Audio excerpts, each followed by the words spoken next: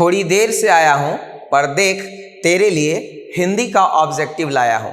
जी हाँ दोस्तों, आप लोगों की मांग पर आज क्लास 10 के हिंदी सब्जेक्ट के बुक खंड से एक महत्वपूर्ण चैप्टर श्रम विभाजन और जाति प्रथा के कुछ इंपॉर्टेंट ऑब्जेक्टिव आपके लिए लाए हैं। आप कहीं मत जाइएगा, वीडियो के अंत तक बने रहिएगा और यदि वीडियो अच्छा लगता है तो लाइक और शेयर जरूर कीजिएगा। तो आइए पहले प्रश्न के साथ इस सेशन की शुरुआत करते हैं। आप एक बार वीडियो को फटाक से लाइक कर दीजिए, दोस्तों के साथ शेयर कर दीजिए। पहले प्रश्न के साथ शुरुआत करते हैं। हमारा पहला प्रश्न है, श्रम विभाजन और जाति प्रथा के लेखक कौन है? देखिए क्या है, श्रम विभाजन और जाति प्रथा यह जो टॉपिक है एक भाषण का अंश है। यह जो है क्या है बाबू, भाषण के अंश है। और यहां पर देखिए क्या है कि ये जो भाषण है वह भीमराव अंबेडकर द्वारा दिया गया था, बाबा साहेब भीमराव अंबेडकर द्वारा दिया गया था और उसी भाषण का अंश है। और इसके जो लेखक हैं वो कौन है? बाबा साहेब भीमराव अंबेडकर। जी हाँ, तो राइट आंसर यहाँ पे क्या हो जाएगा? ऑप्शन नंबर डी हो जाएगा। यहाँ से दो प्रश्न आपका क्लियर हो गया।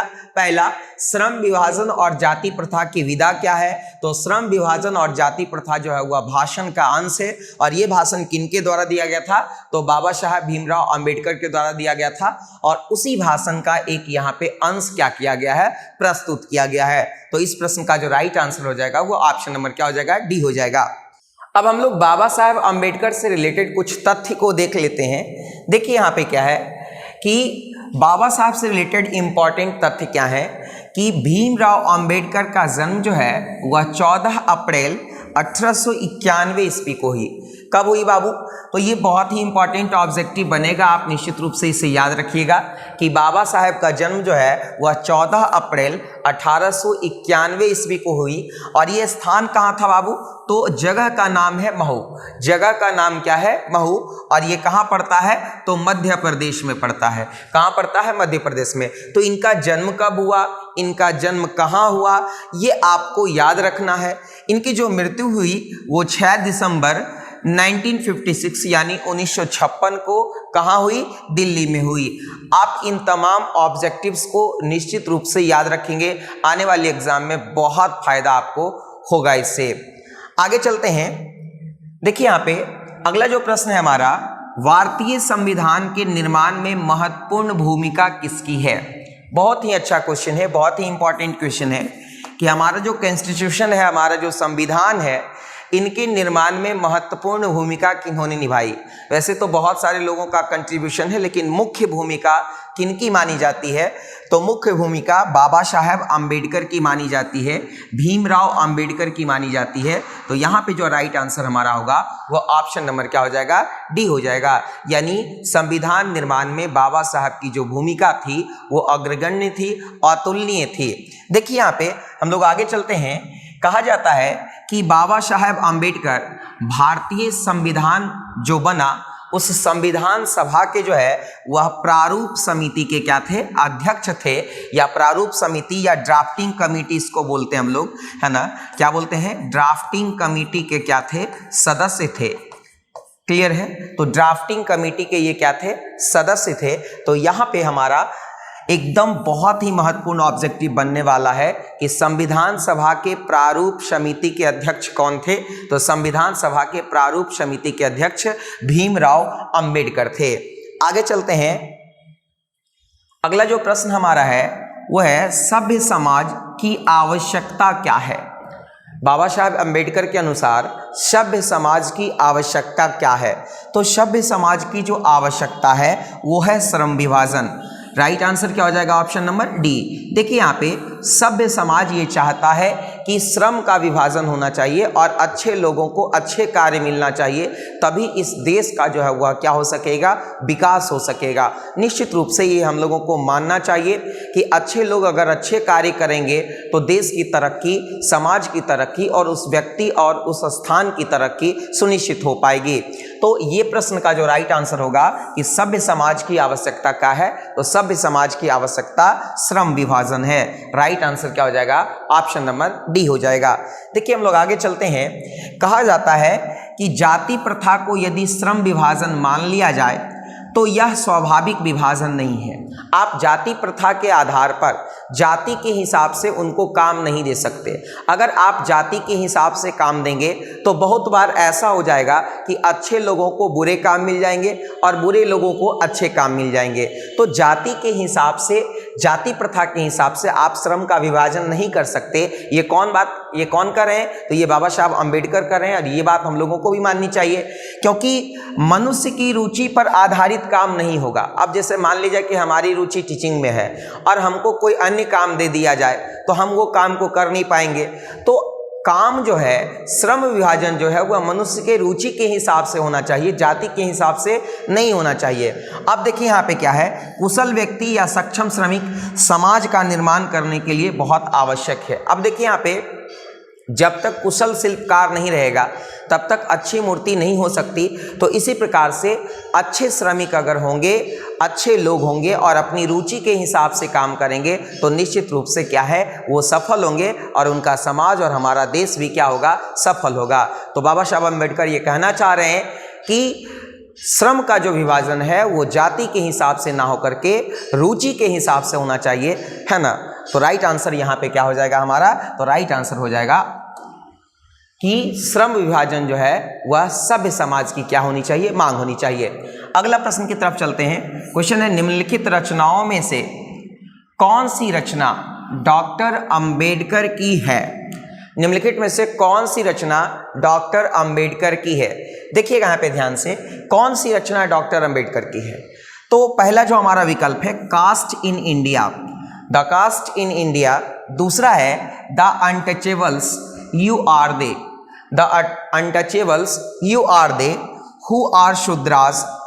तो यहां पर देखिए क्या है, द कास्ट इन इंडिया ये भी बाबा साहब की रचना है, the untouchables you are they ये भी उनकी रचना है, हु आर शूद्रास ये भी उनकी रचना है। तो इस प्रकार से कहें तो यहाँ पे हमारा डी ऑप्शन सही होगा, यानी इनमें से सभी जो है वह बाबा साहब की कृति है, बाबा साहब की रचना है। आप निश्चित रूप से याद रखेंगे, कई बार पूछ दिया जाता है हु आर शूद्रास किन की रचना है, द कास्ट इन इंडिया किन की रचना है। तो इस प्रकार का जो प्रश्न है वो अक्सर परीक्षा में पूछा जाता है, आप निश्चित रूप से उसे याद रखेंगे। बहुत ही इंपॉर्टेंट सवाल है ये। आगे चलते हैं। कहा जाता है कि बाबा साहब की जो प्रमुख रचनाएं हैं उन रचनाओं में कौन कौन सी रचना है, जरा देखते हैं, एक नज़र उस पर डाल लेते हैं। The castes in India, there mechanism, the castes in India and there mechanism ये इनकी रचना है। दूसरा क्या है, जेनेसिस एंड डेवलपमेंट। तीसरी रचना क्या है, the untouchables who are they. चौथी रचना क्या है, हु आर शूद्रास। पांचवी रचना क्या है, Buddhism and communism, Buddhism and communism. अगली रचना क्या है, बुद्धा एंड हिज धम्मा। अगली रचना क्या है, थॉट्स ऑन लिंग्विस्टिक स्टेट्स। अगली रचना क्या है, the rise and fall of the Hindu women. अगली रचना क्या है, इनहेलिशन ऑफ कास्ट। ये सब इनकी इंपॉर्टेंट रचना है, ये बहुत ही इंपॉर्टेंट है, आप निश्चित रूप से याद रखेंगे। एक बार मैं फिर से दोहरा देता हूँ, आप इसको निश्चित रूप से याद रखिएगा। आपको याद करवाना ही हमारा मकसद है, आपकी परीक्षा अच्छी हो। मैं तमाम चैप्टर्स के वीडियोस, तमाम कंटेंट्स आप तक पहुंचाऊंगा। आप वीडियो को ज़्यादा से ज़्यादा लाइक कीजिए, अपने दोस्तों तक पहुंचाइए, इसको शेयर कीजिए, है ना, और कमेंट करके बताइए कि आपको वीडियो कैसा लग रहा है। The castes in India, there mechanism पहली रचना है बाबा साहब की है। दूसरी रचना है जेनेसिस एंड डेवलपमेंट। तीसरी रचना है the untouchables who are they. अगली रचना है हु आर शूद्रास। अगली रचना है बुद्धिज्म एंड कम्युनिज्म। अगली रचना है Buddha and his Dhamma. Thoughts on linguistic states ये अगली रचना है। The rise and fall of the Hindu women. अगली रचना है इनहेलेशन ऑफ कास्ट। ये सब बाबा साहब अम्बेडकर की इंपॉर्टेंट वर्क्स हैं। आगे चलिए, अगला जो प्रश्न हमारा है, भीमराव अंबेडकर के चिंतन तथा रचनात्मक गुण के इनमें से कौन से प्रेरक व्यक्ति माने जाते हैं। फिर से एक बार सवाल को ले लेते हैं हम लोग कि भीमराव अंबेडकर के चिंतन तथा रचनात्मकता के इनमें से कौन प्रेरक व्यक्ति माने जाते हैं। तो देखिए क्या है कि बाबा साहब की जो आइडियोलॉजी थी, बाबा साहब की जो थिंकिंग कैपेसिटी थी, वो किससे प्रभावित थे? तो वो प्रभावित थी महात्मा बुद्ध से, कबीर दास जी से और ज्योतिबा फूले से। यानी ये तीनों ऐसे व्यक्तित्व थे, तीनों ऐसे महान जो है व्यक्तित्व थे जिनसे बाबा साहब अम्बेडकर काफ़ी प्रभावित थे और उन्हीं को फॉलो करके उन्हीं के जो है वह आइडियोलॉजी पर इन्होंने जो है वह अपना जीवन को जो है वह उतारने का काम किया। तो राइट आंसर यहाँ पे क्या हो जाएगा? ऑप्शन नंबर डी, इनमें से सभी। यानी कौन कौन लोग हैं, एक बार फिर से दोहरा लेते हैं हम लोग। महात्मा बुद्ध, कबीर दास जी और ज्योतिबा फूले, ये तीनों के तीनों ऐसे व्यक्तित्व हैं जिनसे बाबा साहब अम्बेडकर, भीमराव अम्बेडकर काफ़ी ज़्यादा प्रभावित थे। चलते हैं अगले प्रश्न की तरफ। जाति प्रथा का प्रमुख दोष क्या है? जाति प्रथा का मुख्य दोष क्या है? तो देखिए क्या है, जाति प्रथा का मुख्य दोष जो है वह क्या है कि श्रम विभाजन प्रॉपर नहीं हो पाता। इस चैप्टर के कंटेंट के हिसाब से जाति प्रथा का सबसे प्रमुख दोष क्या माना गया है कि जाति प्रथा के कारण श्रम विभाजन नहीं हो पाता। श्रम विभाजन नहीं हो पाने के कारण क्या है कि ये कहीं ना कहीं बेरोजगारी और बेकारी को समाज में क्या कर रहा है, बढ़ावा दे रहा है। तो यहाँ पर देखिए क्या है कि जाति प्रथा का जो प्रमुख दोष है उनमें से कहा गया है कि इनमें से व्यक्ति ना चाहते हुए भी पेशे से जुड़ जाता है। इनमें से व्यक्ति ना चाहते हुए भी पेशे से जुड़ जाता है। अब जैसे मान लिया जाए कि किसी के पिताजी जो है वह कोई काम कर रहे हैं तो उनका जो बेटा है ना चाहते हुए वो उसी पेशे को क्या कर लेता है, अपना लेता है। ये जो है प्रभाव, ये जो है असर, वो जाति प्रथा का है। क्लियर है? तो यहाँ पे क्या होता है कि कभी कभी कुशल लोगों को भी अच्छा काम नहीं मिल पाता है और अच्छे लोगों को भी बुरा काम मिल जाता है और बुरे लोगों को क्या मिल जाता है, अच्छा काम मिल जाता है। तो जाति प्रथा का प्रमुख दोष यही है कि श्रम विभाजन ढंग से नहीं हो पाता और श्रम विभाजन नहीं हो पाने के कारण क्या है कि बेरोजगारी और बेकारी समाज में क्या हो रही है, बढ़ रही है। देखते हैं आगे। कहा जाता है कि जाति प्रथा का दूषित सिद्धांत यह है कि इससे मनुष्य के प्रशिक्षण अथवा उसकी निजी क्षमता का विचार किए बिना दूसरे ही दृष्टिकोण जैसे माता पिता के सामाजिक स्तर के अनुसार पहले से ही अर्थात गर्भधारण के समय से ही मनुष्य का पेशा निर्धारित कर दिया जाता है। बिल्कुल, यहाँ पर देखिए क्या है कि जाति के हिसाब से क्या होता है कि अगर कोई किसी विशेष जाति का है तो उस समय गर्भ में पल रहे बच्चा का भी जो है वह क्या है, पेशा का निर्धारण हो जाता है कि अगर इसके पिताजी ये काम कर रहे हैं तो ये भी यही काम करेगा। तो ये जाति प्रथा का क्या है, बैड एस्पेक्ट है, ये बुरा प्रभाव है जाति प्रथा का। लेकिन ऐसा नहीं होना चाहिए, बल्कि उसकी निजी क्षमता के हिसाब से, उस व्यक्ति का निजी क्षमता क्या है, उस पुरुष का, उस महिला का निजी क्षमता क्या है, उसके हिसाब से श्रम का क्या किया जाना चाहिए, विभाजन किया जाना चाहिए। अब मान लिया जाए कि अगर हम ये कहें कि गधा से हम रेस लगवा दें और घोड़ा को गधा का काम दे दें तो ये क्या है, उचित नहीं होगा। जाति के अनुसार अगर ऐसा कर दें तो बिल्कुल क्या होगा, गलत होगा। आगे चलते हैं। भीमराव का जन्म कब हुआ था? देखिए यहाँ पे क्या है कि बाबा साहब भीमराव अंबेडकर का जन्म महू मध्य प्रदेश में हुआ था। ये तो आपको पता है, महू मध्य प्रदेश में हुआ था। और देखिए इनका जो जन्म है वो 14 अप्रैल 1891 को हुआ था।